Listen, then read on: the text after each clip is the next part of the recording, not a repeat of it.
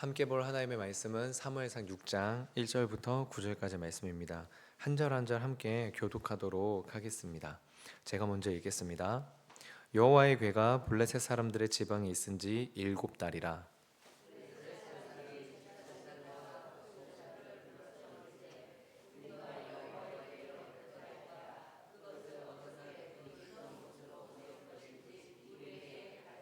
그들이 이르되 이스라엘의 신의 궤를 보내려거든 거저 보내지 말고 그에게 속건제를 드려야 할지니라. 그리하면 병도 낫고 그의 손을 너희에게서 옮기지 아니하는 이유도 알리라 하니.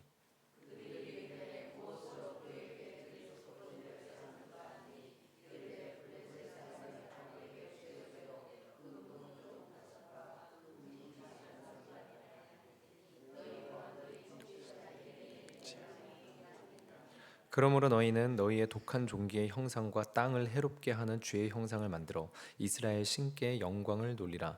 그가 혹 그의 손을 너희와 너희의 신들과 너희 땅에서 가볍게 하실까 하노라.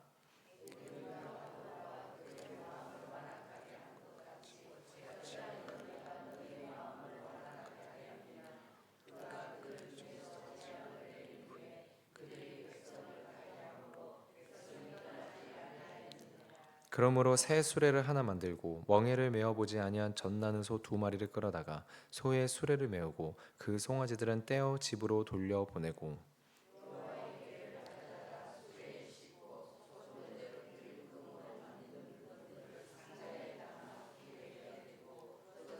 함께 읽겠습니다. 보고 있다가 만일 괴가 그 본 지역 길로 올라가서 벳세메스로 가면 이 큰 재앙은 그가 우리에게 내린 것이요 그렇지 아니하며 우리를 친 것이 그의 손이 아니요 우연히 당한 것인 줄 알리라 하니라. 아멘. 우리 나윤태 유나 현인 윤서 이렇게 이름으로 후손들의 이름으로 또 1,000번째 함께 헌금하셨습니다. 우리 같이 함께 기도하도록 하겠습니다. 하나님 감사합니다. 아버지 하나님, 이 아침에도 이 새벽에도 아버지 하나님 우리가 이렇게 나와왔습니다. 매번 아버지 하나님 우리가 하나님 감사합니다라고 기도를 시작하나 마음 가운데에서 어느덧 지쳐버린 마음들이 일상에서의 아버지 하나님 그냥 반복되는 일들로 마음이 무뎌져 버리는 것은 아닌지 우리 스스로를 돌아보며 다시 한번 이 기도 시간에 대한 아버지 하나님의 부르심에 대한 하나님의 아버지 하나님 깨워주심에 대한 감격과 감사가 샘솟기를 소망합니다. 하나님 정말로 주님께서 아버지 하나님의 마음을 아버지 하나님의 뜻을 깨닫게 하시고 그 안에서 우리가 엎드리게 하시고 그 안에서 우리가 주님을 신뢰하게 하신 것 자체가 은혜임을 다시 한번 생각하며 주님께 나아갈 수 있는 귀한 복된 은혜가 우리 가운데 있게 하여 주시옵소서.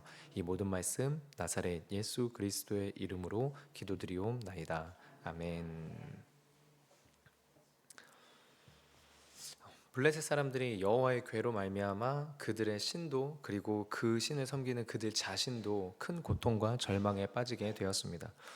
그러자 그들은 여호와의 궤를 다시 이스라엘로 돌려보낼 결정을 하게 됩니다. 그 시작에 대한 메시지가 본문 1절과 2절에 나와 있습니다. 여호와의 궤가 블레셋 사람들의 지방에 있은지 7달이라. 블레셋 사람들이 제사장들과 목술자들을 불러서 이르되 우리가 여호와의 궤를 어떻게 할까? 그것을 어떻게 그 있던 곳으로 보낼 것인지 우리에게 가르치라. 우리가 읽다가 그냥 무심코 지나간 부분이 있는데요. 그것이 무엇이냐면 1절에 나와 있는 내용인데 현재 하나님의 궤가 블레셋 지방에 있었던 기간이 얼마로 나와 있습니까? 네, 7개월입니다. 7개월, 7달. 사무엘상 5장에서 6장 1절까지 넘어오는데 그 기간이 무려 7개월이라는 것입니다. 200일이 넘는 시간을 이들은 하나님의 임재로 인한 괴로움 가운데 있었다라는 뜻입니다. 괴로움 가운데 200일을. 또한 5장에 기록된 것은 아스돗과 가드와 에글론이지만 200일의 기간 동안 단지 이 세 곳에만 있었던 것 같지는 않습니다. 왜냐하면 그 뒤에 이 블레셋 사람들의 제사장들이 하는 얘기가 뭐냐면 너희가 그 괴로움을 당한 성읍의 숫자대로 독종 그 금 형상을 만들어야 된다라고 말해서 5도시를 다 말하는 거 보면은 이 200일 기간 동안 그냥 단순하게 아스돗, 가드, 에글론 5장에 기록된 세 군데의 지역에만 하나님의 손으로 임한 징계가 임한 것이 아니라 블레셋의 대표적인 5도시, 즉 블레셋 전역 전체에 하나님의 손길로 인한 징계, 하나님의 무거운 임재로 인한 그들이 당한 괴로움이 전 지역에 있었던 것을 우리가 생각해 볼 수가 있습니다. 그렇게 블레셋 지역에 있었던 하나님의 궤를 놓고 이제 블레셋 사람들은 자기들의 영적 지도자들에게 찾아갑니다. 그리고 블레셋의 제사장들은 여호와의 궤를 그냥 돌려보내는 것이 아니라 배상을 해서 돌려보내야 함을 말합니다. 3절에 이렇게 나와 있습니다. 그들이 이르되 이스라엘 신의 궤를 보내려거든 거저 보내지 말고 그에게 속건제를 드려야 할지니라. 여러분, 속건제는 아마 이제 순서상 돌아오는 주에 담임 목사님이 아마 하실 것 같은데, 이 오대제사 하면서요. 근데 이 속건제는 뭐냐면 간단하게 말해서 이웃이나 하나님한테 피해를 끼쳤을 때, 이것을 이제 죄라고 표현할 수 있겠죠. 그래서 죄를 범했을 때 그것을 빚으로 하는 겁니다. 갚을 수 있는 빚으로 여겨서 그 빚을 탕감해야 되는 거죠. 그 빚을 갚는 제사가 속건제입니다. 다만 본문에서 블레셋 제사장들이 하나님의 율법의 속건 제사를 알고 있었다라기보다는 이스라엘에게 배상을 해야 된다라는 개념으로 말하고 있는 것으로 우리는 좀 받아들이면 될 것 같습니다. 그러면 여기에서 우리가 함께 묵상할 내용이 무엇일까? 그것은 여러분, 하나님과 함께 있는 것을 기뻐할 수 있다는 것 자체가, 하나님과 함께 있는 것을 기뻐하는 마음 자체가 은혜라는 것입니다. 블레셋은 지금 언약궤를 통해서 무겁게 임재하신 하나님의 영광을 무려 7개월이나 경험하고 있습니다. 7개월을. 그러나 그들은 전혀 기뻐할 수 없었고 하나님과 가까워지기보다는 속히 하나님과 멀어지는 것을 원하고 있습니다. 앞장에 있었던 5장 11절 말씀이 이러합니다. 이에 사람을 보내어 블레셋 모든 방백을 모으고 이르되 이스라엘 신의 궤를 보내어 그 있던 곳으로 돌아가게 하고 우리와 우리 백성이 죽임당함을 면하게 하자 하니. 여러분, 지금 블레셋 사람들은요, 하나님의 임재가 있을 때 그 임재를 기뻐하기보다는, 그래서 하나님과 가까워지기보다는 하나님을 속히 멀어지게 하려고, 하나님과 속히 멀어지게 하려고, 여러분, 거기에 힘을 쓰고 애쓰고 있다는 것입니다.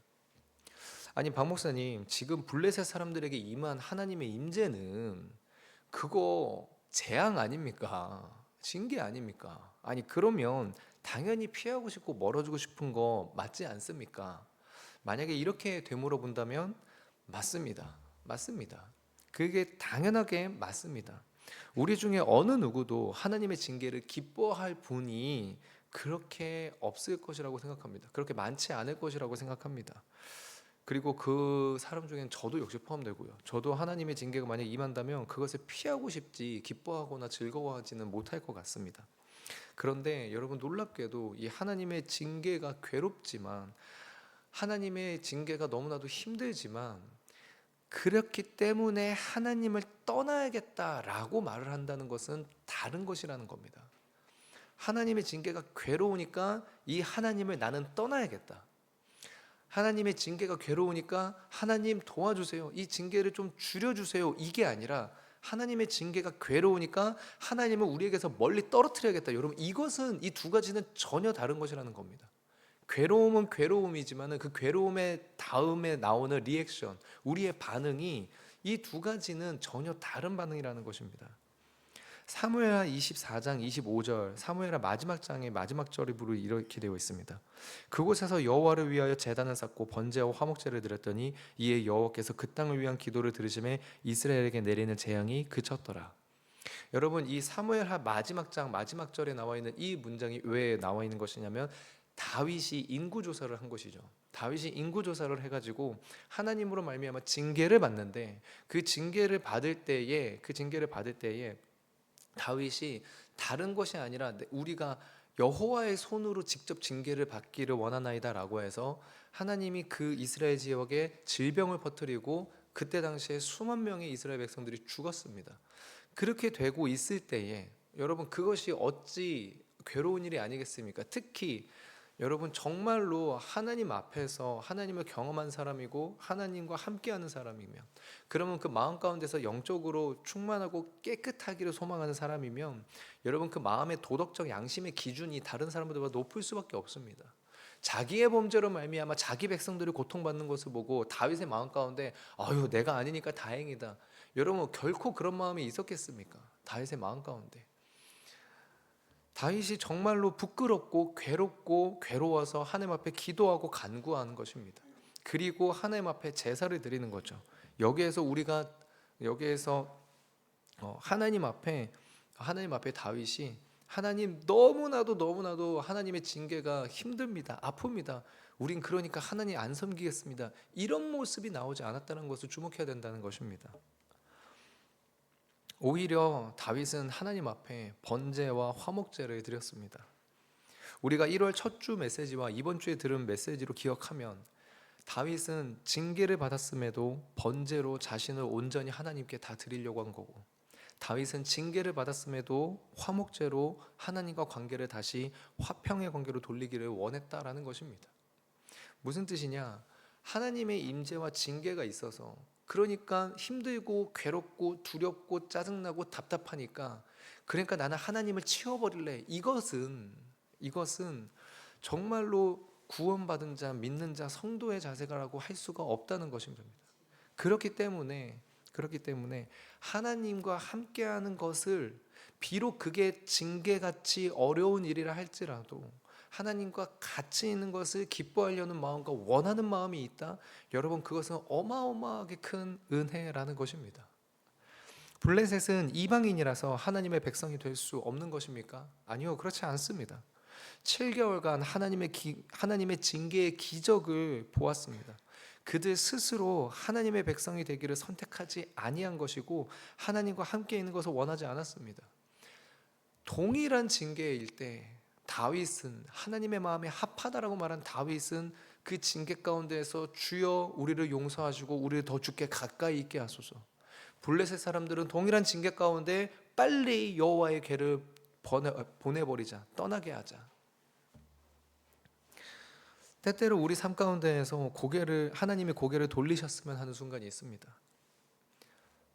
아닌가요? 예, 저만 그런가요? 네, 저는 제가 죄를 범하면 진짜 하나님이 저를 향해서 얼굴을 조금 이렇게 하나님이 좀 얼굴 좀 가려주셨으면, 저 좀 안 보셨으면 하는 마음이 좀 있거든요.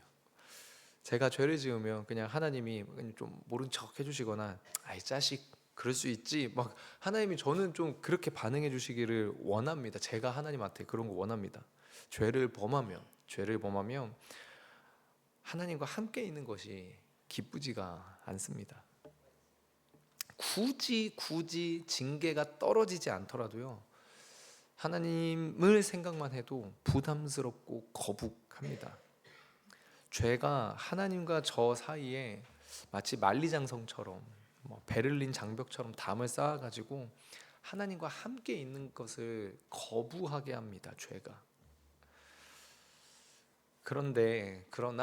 그럼에도 불구하고 다윗과 같이 내가 죄가 있음을 나 자신이 알고, 그래서 하나님이 나를 좀 안 봤으면 하는 마음이 있음에도, 그러나 다른 한편으로는 다윗과 같이 내가 범죄하였습니다.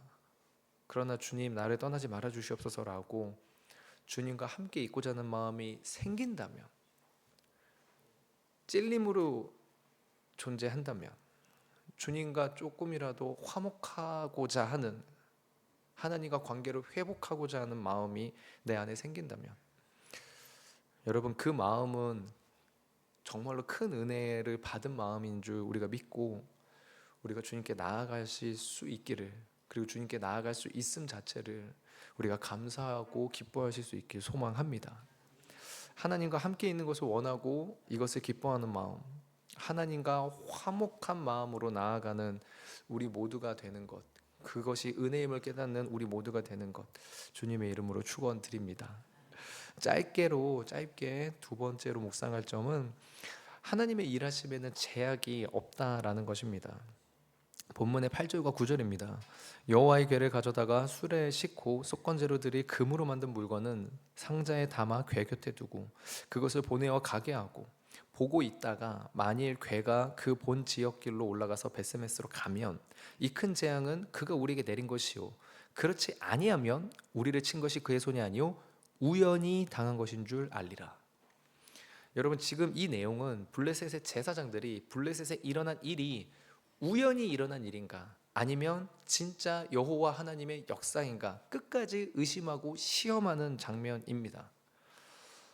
그런데 여러분 10절 이후를 보면 우리가 오늘 9절까지 읽었는데 10절 이후를 보면요. 하나님은 이 블레셋 제사장들이 의심하고 시험하는 모습 말한 그대로 일하십니다.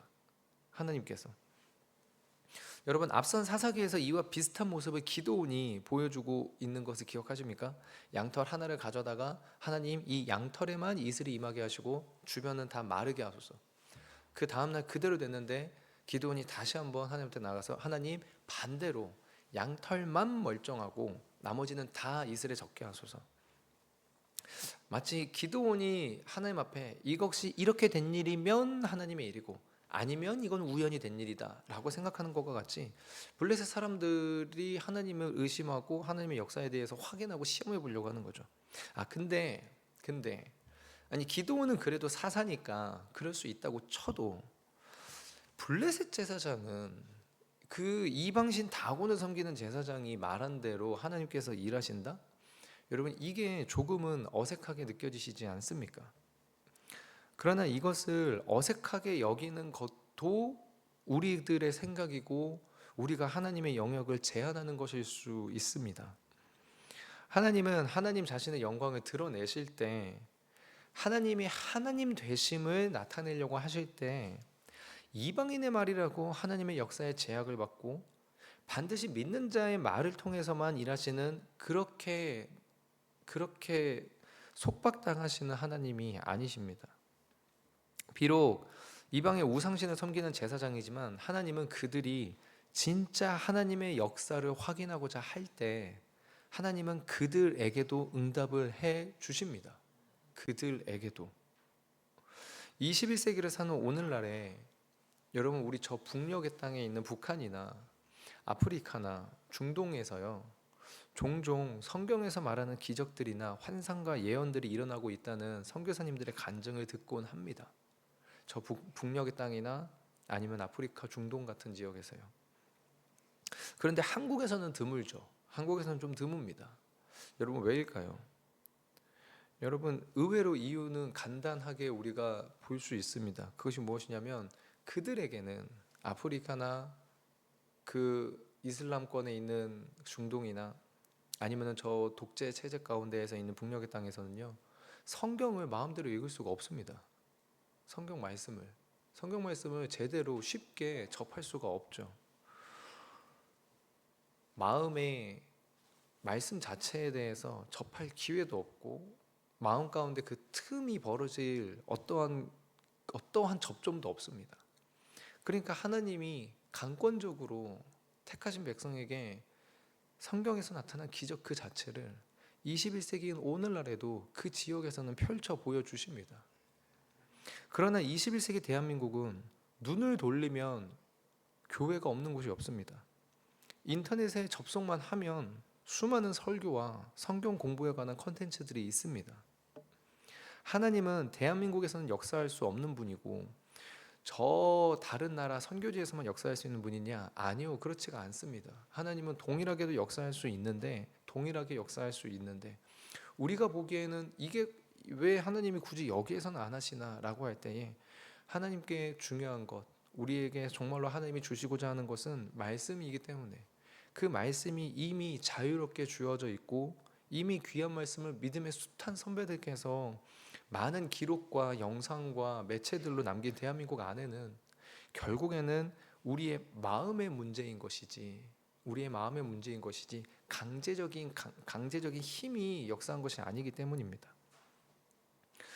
각자에게 말씀을 주시려는 하나님의 은혜가 어느 지역에서는 강권적인 기적으로 야 진짜 있어 하나님이? 라고 할 때 진짜 있어 라는 증거를 강권적인 그들이 생각하는 기적으로 보여주시기도 하지만 어떤 지역에서는 굳이 하나님께서 그렇게 하지 아니하시고 한 사람 한 사람이 살아있는 하나님의 말씀으로 그들에게 나를 봐라 하나님이 살아계시다 라고 나타내는 통로로 쓰시기 때문에 하나님의 역사에 제한은 없다라고 우리가 봐야만 하는 것입니다. 근데 또한 달리 이걸 생각하면요, 21세기 대한민국에서는 하나님을 알고자 하고 하나님을 사랑하고자 마음만 먹는다면요, 내가 발걸음을 떼기만 한다면 얼마든지 누구든지 그 상태가 어떠하든지 하나님의 역사에, 하나님의 임재에 들어갈 수 있습니다. 우리 대한민국 땅 안에서는, 21세기 대한민국 땅 안에서는. 그러니 그 하나님을 알고자 하는 마음, 첫 번째 제가 나눴던 것, 하나님과 함께 있는 것을 기뻐하고 즐거워하는 것, 그 은혜의 마음이 우리에게 부어지기를 기도할 수 있었으면 좋겠고 기도해 주셨으면 좋겠습니다. 특별히 지금 다가오는 겨울 성경학교와 수련회에 우리 학생들이 이런 마음으로 참여할 수 있기를, 준비하는 교사들이 이런 마음으로 준비할 수 있기를 우리 성도님들에게 기도 요청을 부탁드립니다. 그리고 우리 각각의 가정과 구역과 교회, 그리고 나아가서 너무나도 극단적인 분열로 나누어져 가고 있는 이 나라 민족 가운데 하나님의 역사를 한계짓지 않고 간절한 자발성으로 주님을 찾는 역사가 일어나게 해달라고 이 시간 함께 기도해 주시기를 부탁드립니다. 기도하겠습니다. 하나님 감사합니다. 우리 모든 성도님들 한 분 한 분이 정말로 주님과 함께 있는 것을 기뻐하고 정말로 주님의 능력과 주님의 임재의 역사에 대한 제한을, 한계를 두지 아니하고 아버지 하나님의 그 크신 사랑을 아버지 하나님 간구하고 구하고 나아가서 다른 이들을 위하여 기도할 수 있는 은혜로 이 시간을 채워 주시옵소서. 하나님, 정말로 하나님께서 우리 성도님들과 함께 아버지 하나님의 뜻을, 아버지 하나님의 나라를 펼쳐 보여 주시옵소서. 우리는 그 가운데에서 주님과 함께 그 뜻을 위해서 나아갈 때 때로는 우리가 범죄해서 징계를 받고, 때로는 하나님의 뜻 가운데서 침묵이 있기도 하고, 때로는 어려움이 있을 수 있다 하더라도 주님과 함께 있는 것이 기쁨이요 아버지 하나님의 영광 가운데 쓰임 받는 것에 감격으로 아버지 우리가 끝까지 주님과 함께 있을 수 있는 귀한 은혜의 백성 되게 하여 주시옵소서. 이 모든 말씀 나사렛 예수 그리스도의 이름으로 기도드리옵나이다. 아멘.